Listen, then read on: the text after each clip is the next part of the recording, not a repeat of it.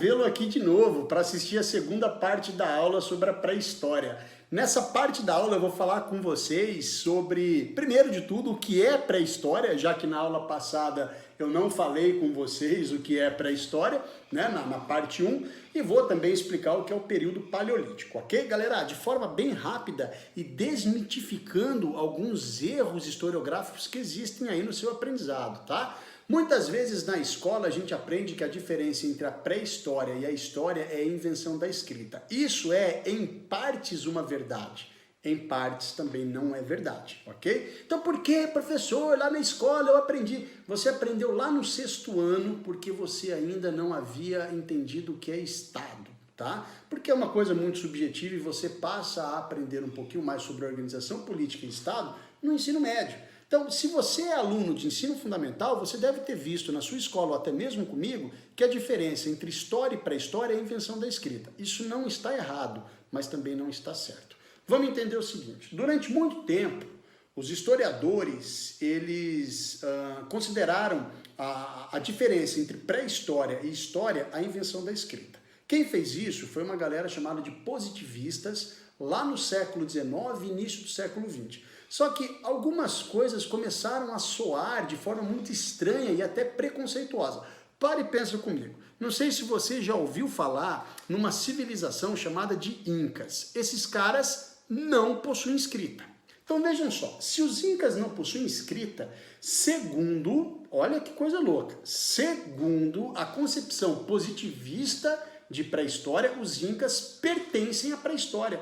E como é que eu posso falar de uma civilização que desenvolveu arquitetura, engenharia, desenvolveu medicina, astronomia, os caras eram fantásticos, pertencentes à pré-história, porque eles não possuem escrita. Mas, Ricardo, os caras não tinham escrita? Não precisavam de escrita. Olha só, quem é que disse que a escrita é necessária para todos os povos? Os Incas desenvolveram muito bem, obrigado, sem a presença de escrita. Organizavam um estado teocrático que controlou ali mais de 5, 6 milhões de pessoas, e aí porque os caras não têm estado, eu vou dizer, desculpa, porque os caras não têm escrita, eu vou dizer que os caras são pertencentes à pré-história? Muito bem, a partir do século XX, lá em 1930, 1940, uma outra galera da França, a chamada Escola dos Análises, a Nova História, eles começaram a ver esse tipo de incoerência. E começaram a dizer o seguinte, começaram a colocar uma nova forma de se interpretar a pré-história. Dizendo o seguinte, olha, o que diferencia pré-história de história não é exclusivamente a invenção da escrita, e sim a invenção do Estado. Portanto, civilizações e povos que têm uma política e uma economia mais complexa, com produção de excedente agrícola, compra, venda, troca, que é uma coisa um pouquinho mais complexa, precisou inventar, em muitos casos, a escrita para organizar esse Estado. Portanto, vejam só, o que hoje nós consideramos a diferença entre história e pré-história, ou melhor, entre pré-história e história, não é só a invenção da escrita, mas é a organização de determinado povo, de determinada civilização, em torno de um Estado. Porque o Estado vai se apropriar da escrita para facilitar a criação e a organização dessa sociedade que é complexa. Portanto, a escrita não é o único elemento que divide história da pré-história. Muito bem, pessoas, se a gente for partir por esse raciocínio, olha que coisa doida. Então, quer dizer que povos, civilizações que não possuem Estado e não possuem escrita pertencem à pré-história? Sim, perfeito. Entendeu o raciocínio? Muito bem. Então você deve estar pensando no seguinte, meu Deus do céu, e os indígenas que vivem lá na Amazônia? Hoje, 2020, nós temos povos indígenas no interior da Amazônia que não possuem Estado e não possuem escrita. O que eu devo considerar com esses caras, professor Ricardo? Povos da pré-história.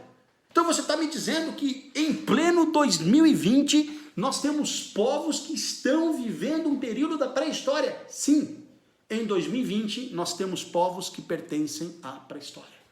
Estão no período ou paleolítico ou no período neolítico. Vamos lá, vamos entender então o que é o período paleolítico?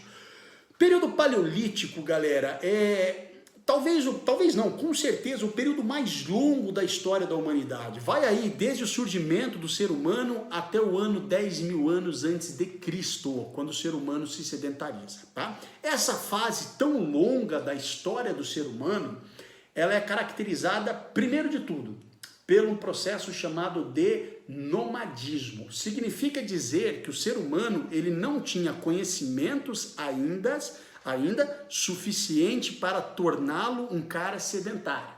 Portanto, se ele quisesse comer, beber, comer um fruto, sei lá, caçar um animal, para fazer um churrasquinho lá na pré-história, esse cara ele não tinha criação de animais, ele dependia da caça. Se ele precisasse lá comer uma fruta, ele tinha que buscar na floresta aquela fruta, buscar na natureza, retirar. Ele não produzia.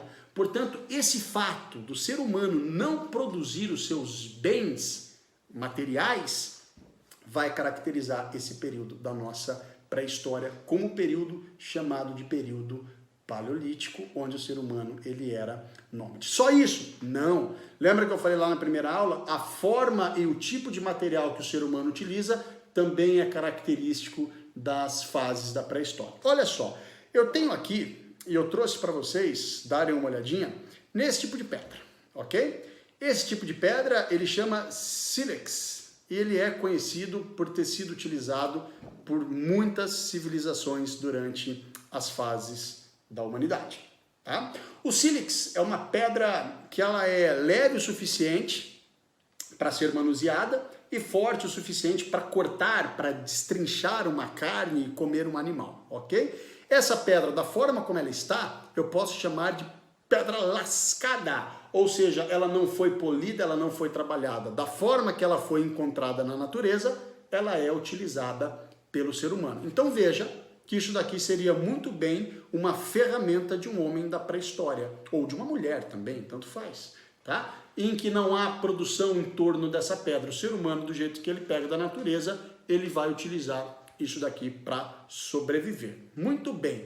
Esse tipo de pedra caracteriza o período paleolítico como o período da pedra lascada, onde o ser humano ainda não dominava técnicas sofisticadas de produção dos seus bens. E é isso que caracteriza, galera, esse período paleolítico, tá? Então vamos lá. Nomadismo, o ser humano, portanto, ele migrava de regiões para conseguir sua sobrevivência, garantir sua sobrevivência, não produzia ferramentas elaboradas, ele utilizava da natureza aquilo que a natureza oferecia para ele. Então você tem aí instrumentos, ferramentas rústicas por esse cara da pré-história. O ser humano habitava a caverna na maioria das vezes, então galera lá, uga-uga, que você vê nos gibis, nos filmes, habitando caverna, é a galera do período do Paleolítico, tá bom? Ou construía pequenas e nada sofisticadas moradias, né? Coisas bem rústicas. O ser humano nesse período começa a dominar a fala também, não tem uma fala organizada e complexa como a nossa atualmente, né? Mas já começa a utilizar os sons da voz ali para se comunica através das pinturas rupestres e domina nesse período uma das suas mais importantes ferramentas de sobrevivência, o fogo. É nesse período que o ser humano domina o fogo, que vai facilitar muito a nossa sobrevivência no planeta Terra. Legal? Galera, esse então é o período chamado de período paleolítico, que vai terminar no momento em que o ser humano se sedentariza. E isso eu explico para vocês na próxima aula.